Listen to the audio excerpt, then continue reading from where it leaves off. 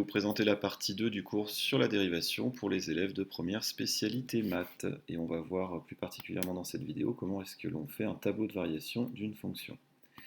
Donc on va utiliser un certain nombre de propriétés qu'on va voir. Ces propriétés, on va les admettre. Donc on va considérer une fonction f qui est dérivable sur un intervalle i et sa dérivée que l'on notera f' sur ce même intervalle. Et première propriété, on va voir que si f' de x est positif, alors ça voudra dire que notre fonction est croissante, et si f' de x est négatif, alors on verra que notre fonction est décroissante. Par conséquent, ça voudra dire que pour faire notre tableau de variation, on aura juste à s'intéresser au signe de la dérivée. Autre chose qu'on va pouvoir voir aussi, ça sera détecter les extrémums d'une fonction. Alors je vous rappelle qu'un extrémum d'une fonction, c'est soit un minimum, soit un maximum. Et pour les détecter, ça va être assez simple, on ira chercher les endroits où notre dérivée f' s'annule et change de signe. Il faut bien qu'elle s'annule et qu'elle change de signe en même temps. Ça voudra dire que notre fonction admet un extrémum local en ce point. Du coup, ça va nous donner un plan d'étude qui sera comme suit, c'est-à-dire en premier, on ira calculer la fonction dérivée f'. En deuxième, on va étudier le signe de f' sur notre intervalle d'étude. Et enfin, on pourra construire notre tableau de variation qui va ressembler à ça.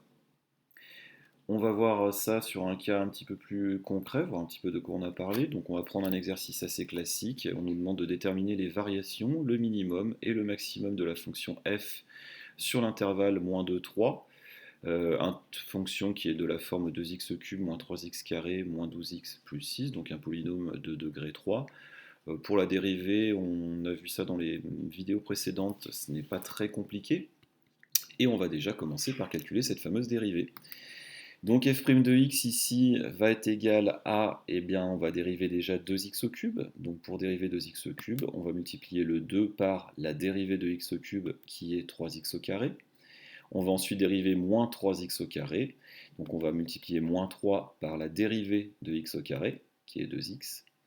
Ensuite, on va dériver moins 12x. La dérivée de moins 12x, c'est tout simplement moins 12. Et pour dériver plus 6, et bien là, ça va être simple, puisque ça fait 0, car mon plus 6 est constant. On va maintenant faire les multiplications qui viennent de se rajouter. 2 fois 3x², ça va nous faire 6x². Et moins 3 fois 2x, ça va nous faire moins 6x.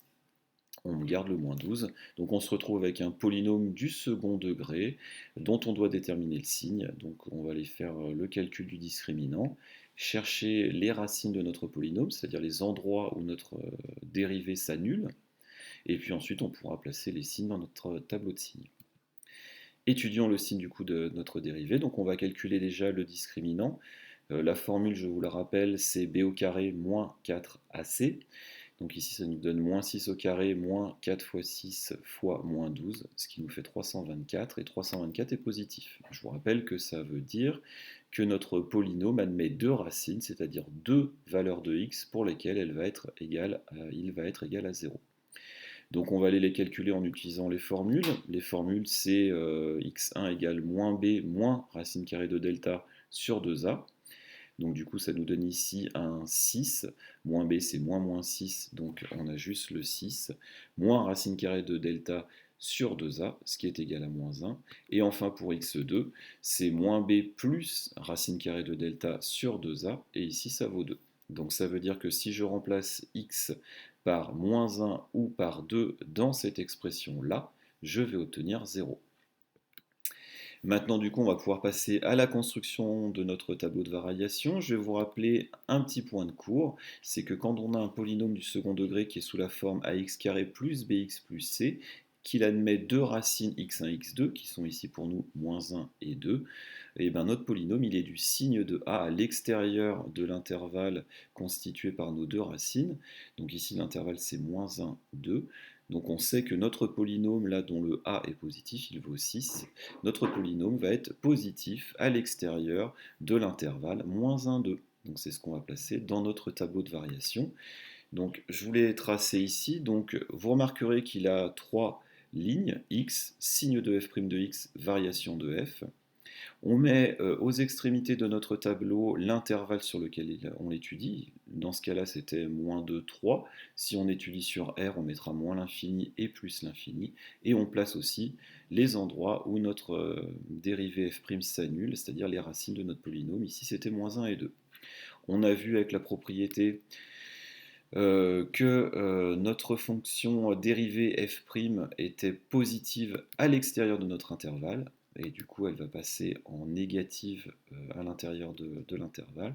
Et maintenant, pour les variations de f, ça va être très simple. Les intervalles où notre dérivée est positive, elle est croissante. Si jamais notre dérivée est négative, on a une fonction qui devient décroissante. Puis ensuite, elle repasse en positive, donc du coup, on a une fonction qui est croissante. On n'oublie pas d'aller noter aussi les valeurs des points extrémités. Et du coup, ça nous permet de visualiser assez bien les maximums et les minimums. Donc ici, le maximum, il est de 13 et il est obtenu pour x égale moins 1. Et le minimum, il est de moins 14 et il est obtenu pour x égale 2.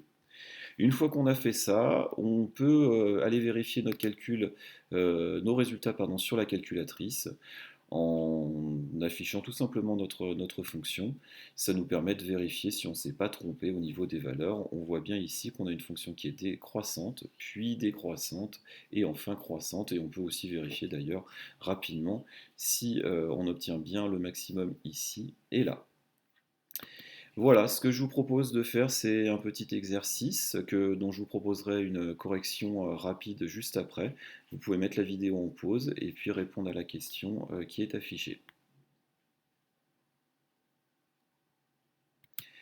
Voilà, je vous affiche maintenant la correction, c'est-à-dire le tableau de variation de cette fonction-là, et on peut ainsi voir le maximum qui est en 71 et qui est atteint en moins 2, et puis un minimum de moins 272 qui est atteint en x égale 5.